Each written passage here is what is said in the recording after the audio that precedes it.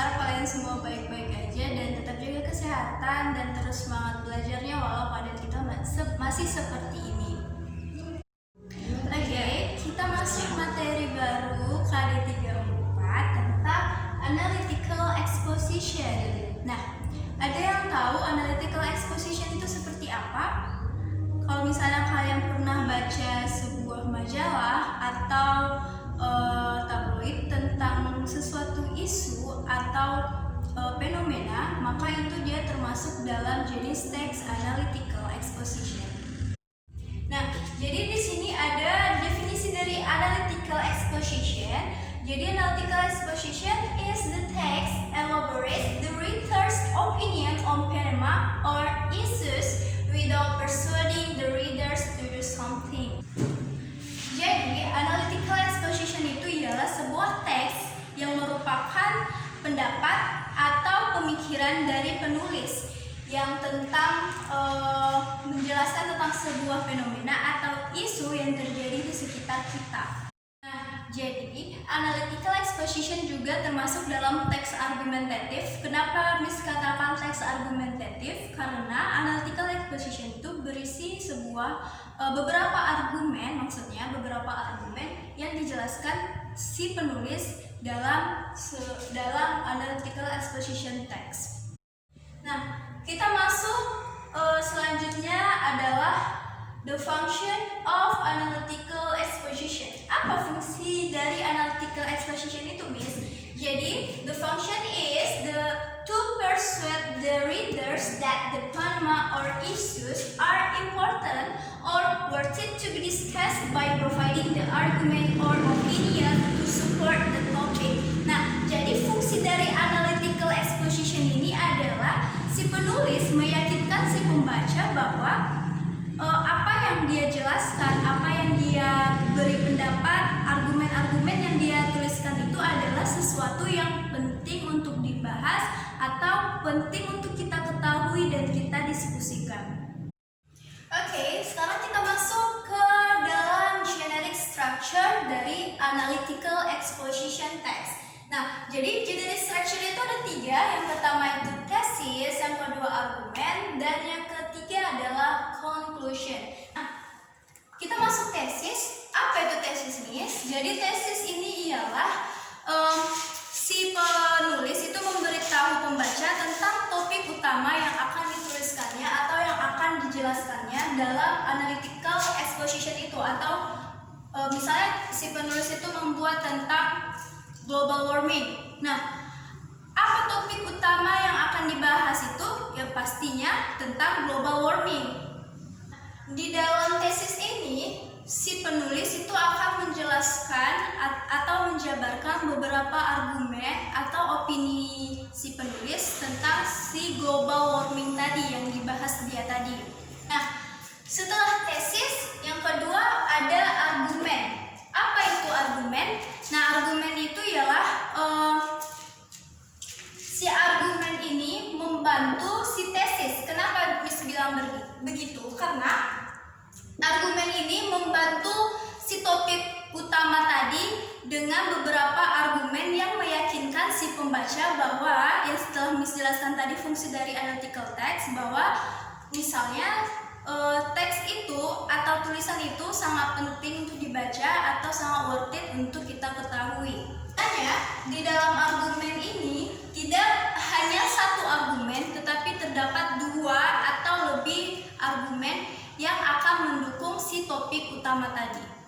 The last, yang terakhir ada conclusion. Nah, conclusion ini sendiri ialah sebuah di sini si penulis akan lebih menegaskan opini-opini atau argumen-argumen yang telah dia tuliskan tentang topik utama tadi. Nah, tadi Miss membahas tentang global warming. Nah, di conclusion ini si penulis akan menegaskan kembali bahwa argumen-argumen atau opini-opini yang dia tuliskan itu sangat penting. Ini termasuk dalam conclusion, atau biasanya itu dia di conclusion itu seperti misalnya sebuah contoh atau tips seperti itu. Nah, Selanjutnya kita masuk ke dalam language features. Nah, language features ini ada 4. Yang pertama itu adalah simple present tense. Apa itu simple present tense? Miss yakin kalian sudah tahu itu simple present tense. Jadi simple present tense itu adalah sebuah tenses yang menggunakan verb one. Contohnya go, terus read, swim, walk, and etc. dan lain-lain. Lalu yang kedua, menggunakan kata-kata yang menunjukkan atau mengekspresikan pikiran atau perasaan si penulis.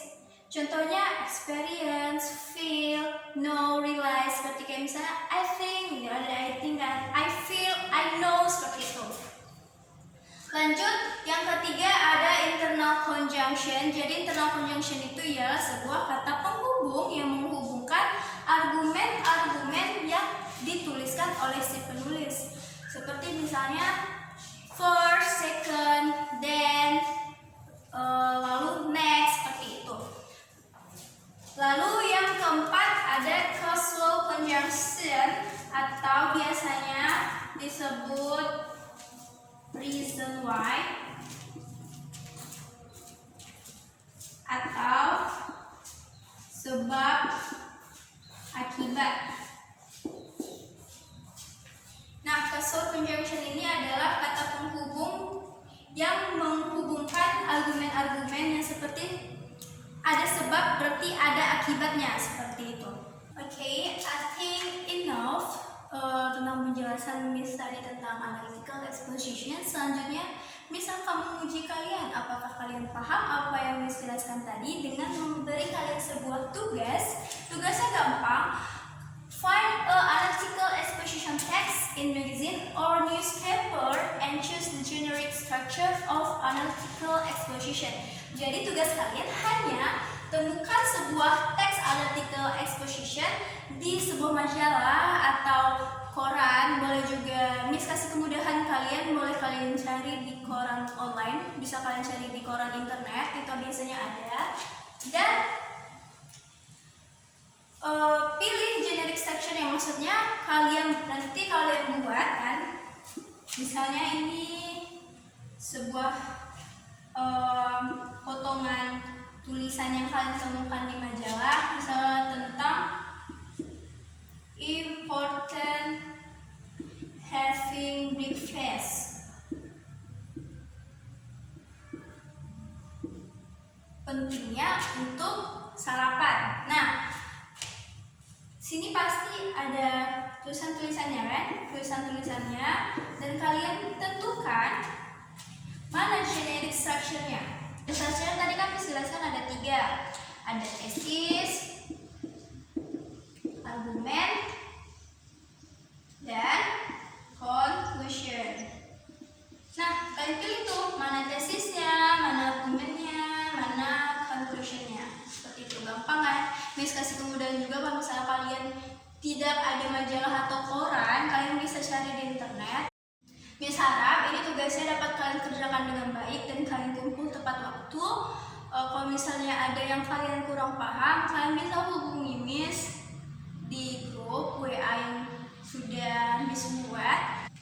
Oke, sekian yang dapat Miss sampaikan. Semoga kalian paham tentang analytical exposition ini. Kalau misalnya ada yang kurang paham, seperti Miss bilang tadi, kalian hubungi Miss dan kalian tanyakan apa yang kurang jelas. Thank you for your attention guys, dan tetap jaga kesehatan dan terus semangat belajarnya.